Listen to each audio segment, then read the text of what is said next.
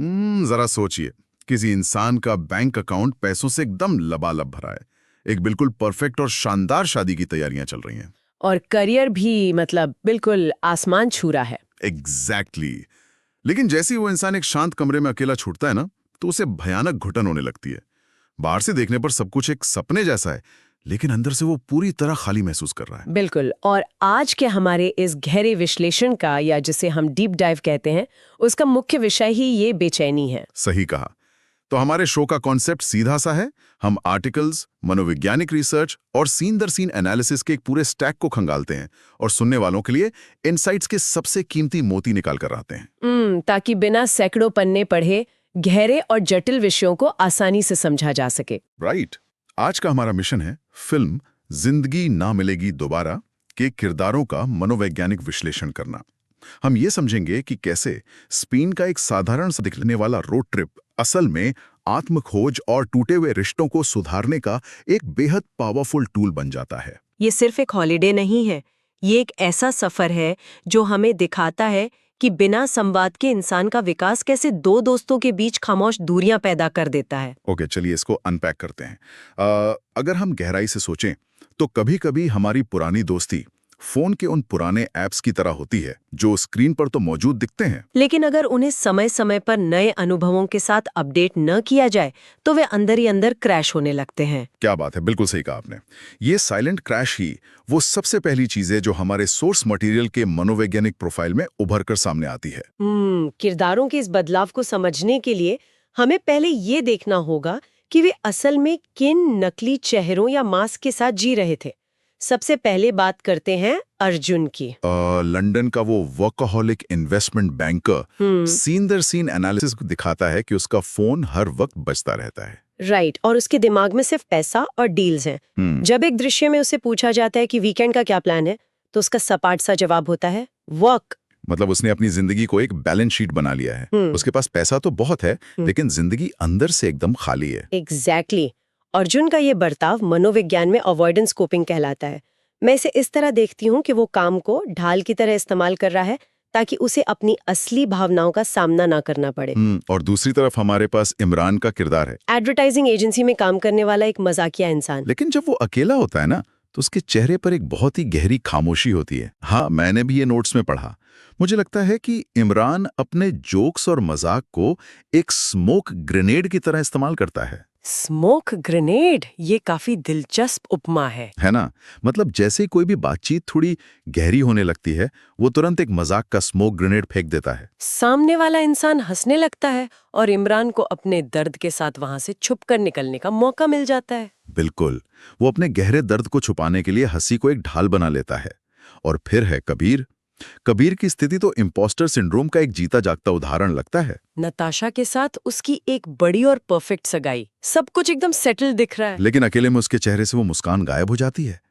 वो अंदर ही अंदर अपनी शादी को लेकर शंका में है, पर समाज के दबाव में उसे नजरअंदाज कर रहा है। और जब ये तीनों स्पेन में मिलते हैं तो कार के सफर में ही इनके ये सारे नकली चेहरे आपस में टकराने लगते हैं। इमरान अर्जुन के रोबोटिक लाइफस्टाइल का मजाक उड़ाता है कि कम से कम मैं अपनी जिंदगी को लेकर सीरियस तो हूँ। तो इस सब का आखिर मतलब क्या है? क्या ये सारे मनोवैज्ञानिक स्रोत हमें ये बताने की कोशिश कर रहे हैं कि महत्वाकांक्षा या एम्बिशन होना ही एक बुरी चीज है? यहाँ सबसे दिलचस्प बात यह है कि समस्या महत्वाकांक्षा बिल्कुल भी नहीं है। ये स्रोत एम्बिशन को विलेन नहीं बना रहे हैं। तो फिर असली समस्या क्या है? क्या बिना उद्देश्य के भागना समस्या है? समस्या है भावनात्मक जुड़ाव का मर जाना। ये कार का दृश्य साबित करता है कि हर दोस्ती बड़े झगड़ों से नहीं टूटती।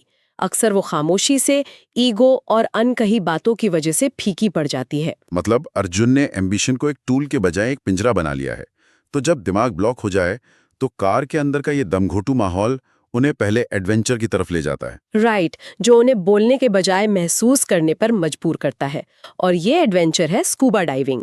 अर्जुन का सबसे बड़ा डर, क्योंकि उसे ठीक से तैरना तक नहीं आता। और पानी से डरने का मनोवैज्ञानिक कारण ये है कि पानी में आप कंट्रोल खो देते हैं, आप गुरुत्वाकर्षण खो देते हैं। और अर्जुन तो अपनी पूरी जिंदगी को मुट्ठी में कंट्रोल करके रखना चाहता है। फिर एंट्री होती है लैला की, एक आजाद ख्यालों वाली इंस्ट्रक्टर जो वर्तमान में जीती है। वो अर्जुन की घबराहट देखकर कहती है, control your breathing, life slows down. क्या ये सिर्फ एक फिल्मी डायलॉग है? क्योंकि मुझे नोट्स में कुछ और ही मिला। बिल्कुल नहीं, ये माइंडफुलनेस बेस्ड स्ट्रेस रिडक्शन या MBSR की एक साइंटिफिक तकनीक है। मैं इसे अक्सर लोगों को समझाती हूँ कि जब आप सांस पर ध्यान लगाते हैं तो आपका स्ट्रेस हार्मोन कम हो जाता है। यहाँ पर बात सच में बहुत दिलचस्प हो जाती है। अगर हम अर्जुन की स्थिति को देखें तो वो अपनी जिंदगी को एक बैलेंस शीट की तरह चला रहा था, राइट। लेकिन लैला उसे एहसास दिलाती है कि जिंदगी के असली डिविडेंड्स तो ये पल और अनुभव हैं।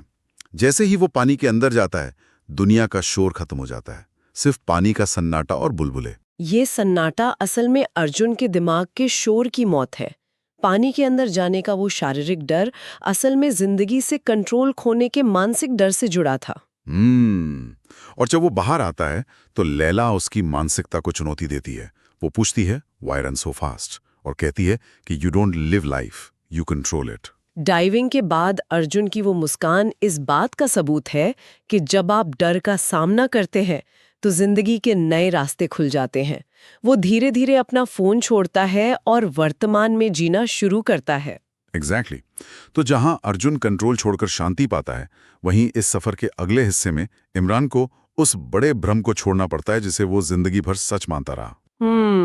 सफर के दौरान इमरान की कविताएं उसके अंदर के पछतावे और पहचान की तलाश को दर्शाती है। हाँ, वो बताता है कि वो स्पेन असल में अपने बायोलॉजिकल पिता सलमान हबीब से मिलने आया है, जिसे नसीरुद्दीन शाह ने निभाया है। और ये मुलाकात इस पूरे विश्लेषण का सबसे भारी हिस्सा है। ये बहुत ही ठंडी और बिना किसी जज्बात के होती है। पिता साफ कह देता है कि वो कभी कोई जिम्मेदारी नहीं चाहता था। यार, ये सुनकर तो कोई भी टूट जाए, लेकिन इमरान चिल्लाता नहीं है। वो बस खामोशी से एक गहरी निराशा के साथ वहां से निकल जाता है। ये खामोशी बताती है कि वो इतने गहरे सदमे में है कि उसका दिमाग आंसुओं को ब्लॉक कर देता है। और ठीक इसके बाद आता है इमरान का चुना हुआ एडवेंचर, स्काई डाइविंग। प्लेन से कूदने से पहले का वो खौफ, और फिर हवा में फ्री फॉल के दौरान की उसकी चीखें। वो चीखें सिर्फ एड्रेनलिन की वजह से नहीं है, वो उसके सालों पुराने दर्द का बाहर निकलना है। तो मैं यहाँ एक सवाल उठाना चाहूंगा। क्या इमरान का आसमान से कूदना और उसका ये भावनात्मक रूप से टूटना एक ही सिक्के के दो पहलू हैं? पिता से मिलने के बाद ये छलांग क्या उसके इमोशनल फ्री फॉल का प्रतीक है? अगर हम इसे बड़ी पिक्चर से जोड़ के देखें ना, तो हमें सोमैटिक थेरेपी को समझना होगा। शरीर और दिमाग गहराई से जुड़े हैं। पिता की बातें इमरान को तोड़ देती हैं, उसे लगता है वो हवा में गिर रहा है। और स्काई डाइविंग उसी का फिजिकल रूप है। बिल्कुल, और ये उसे आजाद भी कर देता है। लैंडिंग के बाद जब वे तीनों एक दूसरे को गले लगाते हैं तो उसे समझ आता है कि हर सवाल का जवाब शांति नहीं देता। मतलब कभी कभी सिर्फ सच्चाई को स्वीकार कर लेना या एक्सेप्टेंस ही इंसान को दर्द से मुक्त कर सकता है। उसे उस इंसान से क्लोजर की जरूरत नहीं है जिसने कभी उसकी परवाह ही नहीं की। एग्जैक्टली। इमरान ने अपने अतीत का सामना कर लिया, अर्जुन ने अपने भविष्य की सोच को बदल दिया, लेकिन अब बारी है कबीर की। राइट। कबीर, जिसे अपने वर्तमान का सामना करना है, यानी उसकी होने वाली शादी का। नताशा का जो कंट्रोलिंग स्वभाव फोन कॉल्स में दिखता है, वो कबीर को भयानक घुटन महसूस कराता है। और ये घुटन तब टूटती है जब कबीर पहली बार अपने दोस्तों के सामने सच्चाई मानता है। वो कहता है कि उसे नहीं पता कि वो नताशा से प्यार करता भी है या नहीं। ये बहुत अहम है। वो प्यार के लिए नहीं, सिर्फ कंफर्ट या सुविधा के लिए शादी कर रहा है। इसे मैं एक दिलचस्प उपमा से समझाना चाहूंगा। कबीर की हालत ऐसी है जैसे कोई इंसान ट्रेन का इंतजार करते करते स्टेशन के वेटिंग रूम में ही बसने का फैसला कर ले। वेटिंग रूम में? हाँ, सिर्फ इसलिए क्योंकि वहां का एसी अच्छा काम कर रहा है, जबकि उसे तो एक लंबे सफर पे निकलना था। अरे वाह, ये बहुत सटीक उदाहरण है। और इससे एक बहुत जरूरी सवाल उठता है, हम इंसान अक्सर सच्चे प्यार और कनेक्शन की जगह सुविधा को क्यों चुन लेते हैं? क्योंकि बदलाव से डर लगता है, और इसी डर को तोड़ने के लिए आता है आखिरी एडवेंचर, पेम्प्लोना का बुल रन। ये त्योहार सिर्फ एक खेल नहीं है, ये साक्षात मौत और डर का प्रतीक है। सन्नाटा, धड़कने और फिर सांडों के साथ दौड़ना। मतलब ये जीवन के जोखिम और अराजकता का रूपक है। एक सांड से आप अपनी स्प्रेडशीट के जरिए निगोशिएट नहीं कर सकते। राइट। बुल रन एक ऐसी शारीरिक परीक्षा है जो कबीर को ये सिखाती है कि जिंदगी अप्रत्याशित है, अनप्रेडिक्टेबल है। इसे सुरक्षित तरीके से बचने के बजाय पूरी तरह से गले लगाना चाहिए। और जब वे उस दौड़ से बच निकलते हैं तो वो अंत नहीं था, बल्कि ये उन असली फैसलों की शुरुआत थी जो उन्हें असल जिंदगी में लेने थे। बिल्कुल। हम देखते हैं कि हर किरदार पूरी तरह बदल चुका है। अर्जुन पैसे की अंधी दौड़ छोड़कर प्यार और संतुलन चुनता है। वो लैला के पास रुक जाता है। और इमरान अपने अतीत के दर्द को हमेशा के लिए पीछे छोड़कर खुद को अपना लेता है। कबीर अपनी शादी तोड़ देता है और कंफर्ट के बजाय ईमानदारी को चुनता है। मैं इस पूरे सफर को ऐसे समेटूंगी कि ये सिर्फ एक रोड ट्रिप नहीं था, ये उनके खुद के भीतर का सफर था। मतलब सुनने वालों के लिए यहाँ एक बहुत बड़ी सीख है। सच्चा पैसा और सफलता खुशियों की गारंटी नहीं है। डर इंसान को बस आगे बढ़ने से रोकता है। एग्जैक्टली। और सच्ची दोस्ती वही है जो लड़े टूटे लेकिन अंत में साथ मिलकर बड़ी हो। इस ट्रिप ने उन्हें सिखाया कि सिर्फ सांस लेना जिंदा रहना नहीं है। कहानी का सबसे मुख्य संदेश यही है, जिंदगी ना मिलेगी दोबारा, इसलिए इसे सुरक्षित तरीके से नहीं बल्कि पूरी गहराई के साथ जीना चाहिए। Seize the day. सही कहा। ये कहानी डर, दोस्ती और जिंदगी के सही मायनों का एक मास्टर क्लास है। तो इस डीप डाइव को खत्म करने से पहले मैं एक ऐसा विचार छोड़ना चाहता हूं जो हम सबको सोचने पर मजबूर कर दे। बताइए। अगर हमारी रोजमर्रा की जिंदगी और रूटीन एक तरह की नींद है जिसमें हम बस बिना सोचे समझे चले जा रहे हैं, तो हमारी अपनी जिंदगी में वो बुल रन या स्कूबा डाइव क्या हो सकता है जो हमें इस नींद से जगा दे? ये एक बहुत गहरा सवाल है ना? हमें अपने पुनर्जन्म के पलों को महसूस करने के लिए स्पेन के टिकट की जरूरत नहीं है, बस अपने सबसे बड़े डर के सामने खड़े होने की जरूरत है। इसके बारे में सोचिएगा।